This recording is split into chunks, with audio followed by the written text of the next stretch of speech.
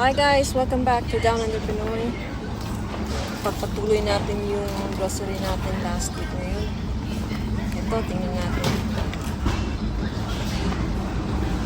Ito guys, andito tayo sa aisle ng in. O yung mga canned goods. Prutas naman dito. Yung iba mura, yung iba mahal. Kaya naka-yellow tagging kasi yung specials. Ito, dito tayo sa mga school supplies. Meron din sila medyo mura. Naka-special sila.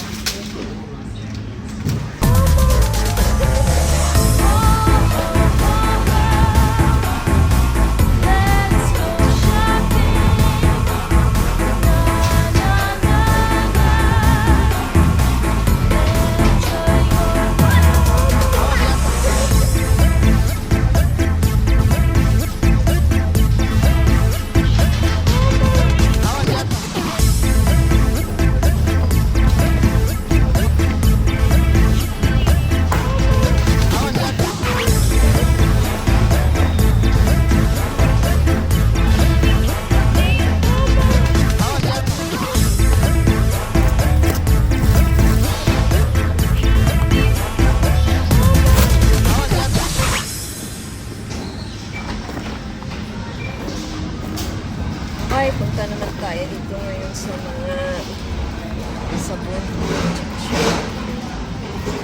Special din sila. Pag ganyan, kailangan maramihan yung kinukuha mo pag naka-special.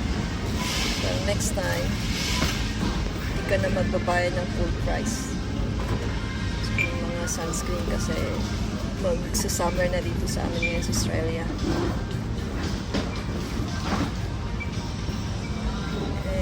Bang meron dito itong mga moisturizer at cleanser. Ayan, makikita niyo yung presyo. Pwede niyo yung i-compare kung saan man kayo ngayon sa dako ng mundo. Yan yung presyo namin dito sa Australia. Yung iba full price, yung iba naka-pro.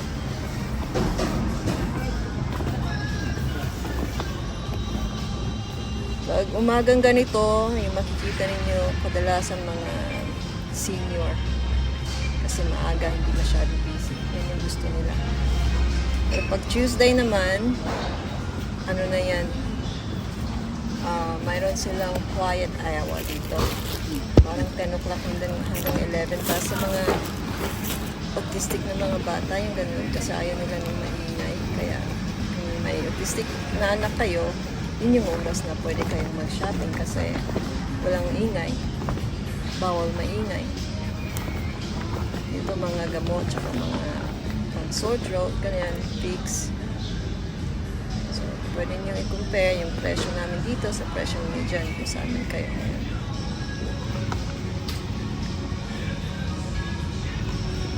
Ito yung mga toothpaste natin dito, tsaka toothbrush. Buha muna ako kung anong buha ko dito kaya yung camera natin naka-standby na ganyan. Kasi mag-isa lang ako. Saka ang dami ko pang kinukuha ngayon. Isensya na.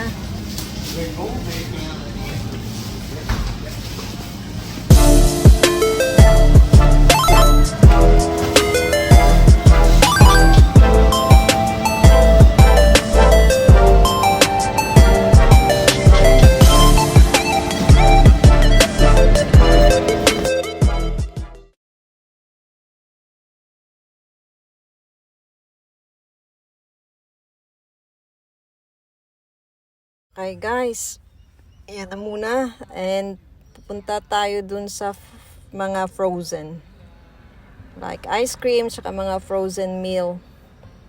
Titingnan lang natin kasi hindi ako bibili, marami pa sa bahay. Hindi ako kumakain ng ice cream, yung asawa ko lang. Paminsan-minsan kumakain pero hindi ganito talagang kainin. Sandali, kuha muna ako ng ano dito, chips, yung frozen chips. Ito nga pala yung aisle ng mga folk clearance. Hindi ko masyado makuha sa video. Sandali.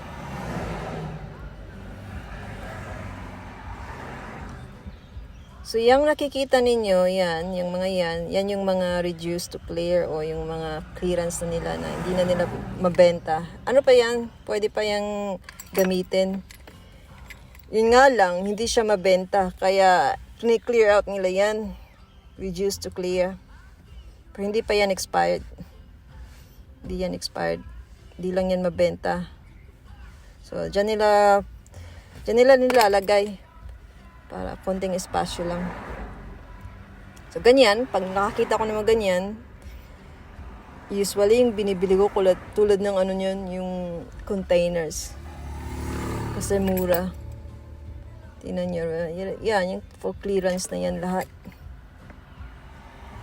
Hindi pa yan expired. 2 years pa yan. At least 2 years yung expiring yan. Yung iba niyan, ano pa, bago, kaso nga lang hindi mabenta. So, yan yun dito. Di katulad dyan sa Pilipinas na walang clearance, ano. Dito meron. Mahal pa rin, pero mura na yan kaysa magbayad ka ng full price. Okay. Oops, may restock. Nagre-restocking sila ngayon. Kadalasan nito mga matatanda ang nagtatrabaho, ano? Trabaho pa yung mga matatanda dito.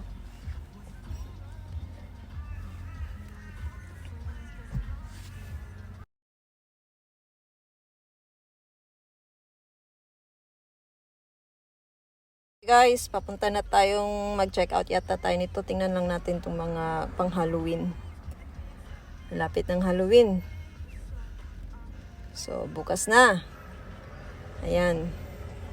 Yan yung mga special promo price nila for Halloween. Mga chocolates kasi trick or treats sa mga bata. Pero, yan na natin. May tsokolate pa ako sa bahay. Check out na tayo sa mga cashier. So, bayaran natin to na walang cashier. Kaya ba natin yan? Tingnan natin. Walang assistant to, guys. Dito, sarili mo lang. May mga ano naman, pag nagkakamali ka, may tumawag ka lang ng storekeeper nila. Tutulungan ka naman. Pero ito yung machine nila. Dito ako magbabayad. So, yan yung lalagyan ko ng mga bag ko. So, ako yung magpapak at saka ako yung magiging cashier. So, mas gusto ko to kasi pwede akong magbayad ng kung anong gusto ko. Ibig kong sabihin, gusto kong magbayad ng sukle. Marami kang coins, pwede mo. Hindi kasi kasi yung marami kang coins tapos ibigay mo sa cashier. Parang nakakahiya naman ng ganun. So, yan yung scanner nila. Tsaka nag-i-empake. Ako na mag-i-empake. Okay, bayaran muna natin to. Magkano ba yan dyan? Mag-scan muna ako, guys. Kailangan kong tapusin to kasi baka may mga naghihintay. Kahiya naman. Ito yung babayaran ko. Hindi ko na tinitingnan ng presyo kasi alam ko lahat nagtataasan dito sa Australia ngayon. Mahal ng gasolina, mahal ng diesel. Kaya ayan, patay pamilihin, tumataas na rin. Kahit na naka-promo sila, mahal pa rin. Yung dati, yung tinapay na isang loaf na ganyan, makakabili ka ng yung pinakamura yung $2, pero ngayon wala ng $2 ngayon, $2.50. Pero yung binibili ko, $4.98, mga $5 na din. Kasi maganda siya. Rye, tsaka wholemeal, ganun. Ito, patapos na tayo. Medyo malapit na. Magsascan muna tayo kasi ako lang mag-isa ngayon. Walang nagbi-video. So, kaya pasensyahan nyo na yung medyo hindi maganda yung quality. Pero hayaan nyo, next time, maganda na yan. Okay? Magpapacking muna tayo. Tsaka pakita ko sa inyo kung paano magbayad dito. na walang cashier. Kayo-kayo lang. $76 yan. Hindi pa ako tapos. Marami pa akong i-scan. Tsaka dito, may card ka naman eh. Pag member ka ng Woolworths, itong pangalan ng grocery namin dito, every month, may kasi ako, nag-subscribe ako sa kanila, $7 a month. Tapos, may 10% discount ako. Kaya yung total price ko, for example, $100. So, may $10 na ako, na discount. So, okay lang yun kasi diba, $3 ako. Tsaka, double points. Double points din sila. Every year, every Christmas, sinisave ko yung mga discount ko. Kaya ngayon, maabot na sa malaki yung discount ko ngayon. Hindi ko nga lang magagamit kasi uwi ako ng Pilipinas. So, okay lang pag balik ko na naman. So, ayan. Malapit na tayong matapos. Ganito dito. Tingnan nyo yung mga binibili ko, yung gulay tsaka prutas. Click mo lang yan. Kung ano yan. Ayan. So, kung kailangan honest ka din dito kasi may camera yan. Naka-monitor yan sa kanila. Lalo na pag may card ka, alam nila kung ano yung binibili mo. So, kailangan huwag ka namang masyadong gahaman. Lagay mo yung tama kung ano yung binili mo. May camera kasi yung scanner nila. Makikita nila kung ano yung binili mo. Lalo na yung mukha mo. May may camera. Kaya, noon, walang camera yan. Maraming magnanakaw. Hindi nilalagay yung tamang item. Kaya nilagyan nila yung camera. Nilagyan nila lahat. Medyo stricto na rin. Kasi self-serve checkout eh. Ganyan yan dito. Ako nagsiself-serve ako kasi madali. Di katulad dun sa dun sa my cashier. Ang haba ng pila. Kaya dito, wala masyado. Kaya ito yung gusto ko. Kaya guys, patapos na tayo. Kunti na lang ito. Pwede ko nang bayaran. So, ayan yun. $100.94. Ano lang yan. Twice a week kasi ako nag-grocery. So, yan. Ito, dito tayo magbabayad. Insert mo lang yung pera mo dyan. Sandali. Kunin ko muna yung card. Ayan, nakascan na. So, dito mag-insert tayo ng pera natin.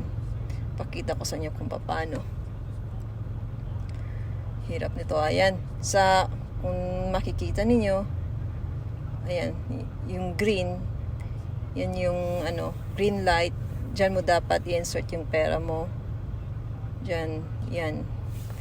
Hihinto yan yung green light kapag nakapagbayad ka na ng buo. Hindi yan hihinto kapag kulang ka pa sa bayad. So, yan. Malaki pa yung kulang ko. So, meron ka sa coins. Diyan mo ihulog. Ayan. May sukli yan. Diyan sa baba, yung sukli na kung meron ka sukli, dyan lalabas. So, kulang pa ako, bills at saka coins. Siguro bills na lang para kulang. Wala na akong coins. Yung sukli na lang yung hintayin natin, tsaka 5 cents na coin. Dito lalabas yung yung sukli natin sa baba, sa my bills. Yan sa my notes natin, yan dyan. So, ayan. At saka dito, yan yung coins. Okay?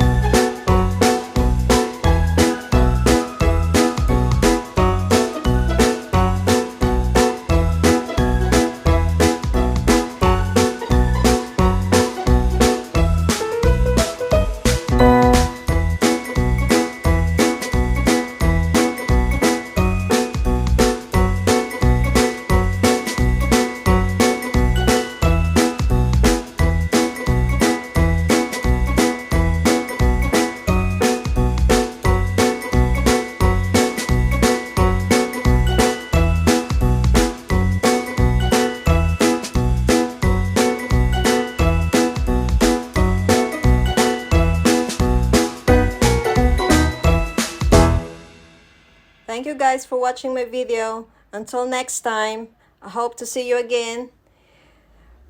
Bye.